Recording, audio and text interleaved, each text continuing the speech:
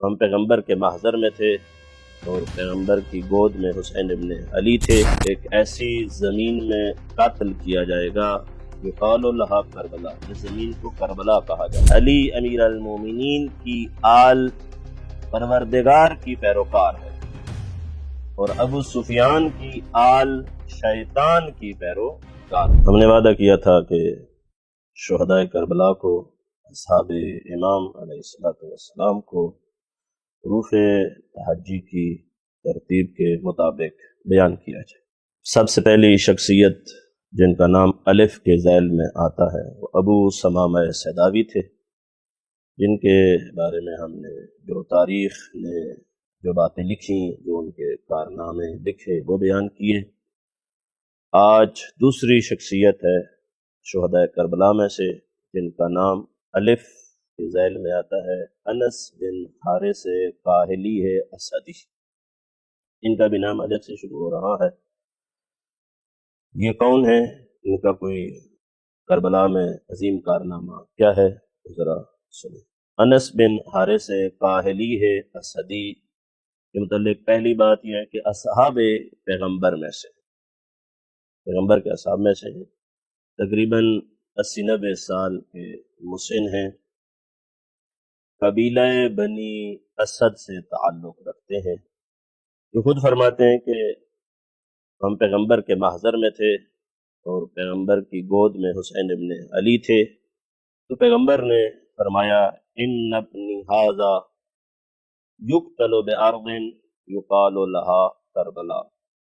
انس بن حارث کاہلی اسدی کہتے ہیں کہ پیغمبر کے محضر میں تھے، امام پیغمبر کی گود میں تھے، امام کا بچپنا تھا، تو پیغمبر نے کہا کہ یہ میرا بیٹا حسین ہے اور اس کو ایک ایسی زمین میں قتل کیا جائے گا یقال لہا کربلا، جس زمین کو کربلا کہا جاتا ہے، یعنی کربلا کی زمین پہ اس کو قتل کیا جائے گا۔ پھر پیغمبر نے فرمایا فمن شاہد ذالک منکم، اس زمانے میں جو بھی ہوگا فلینصرہ، اس کو چاہیے کہ وہ میرے حسین کی مدد کرے۔ یہ پیغمبر نے ارشاد فرمایا۔ انس بن حارث کاہلی اسدی کہتے ہیں کہ زمانہ گزر گیا اور معاویہ اور حاکم شام جب شام میں حکومت کر رہا تھا، انہوں نے پیغمبر کے اس فرمان کے مطابق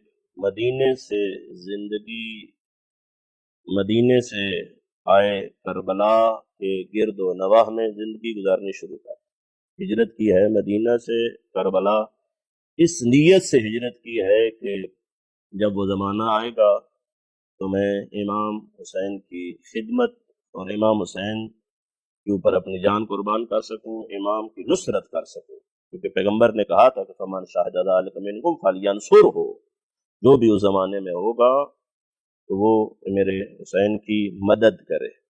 تو امام کی نصرت کے لیے یہ مدینہ سے کربلا کے گرد و نواح کے علاقے میں آ گئے تھے۔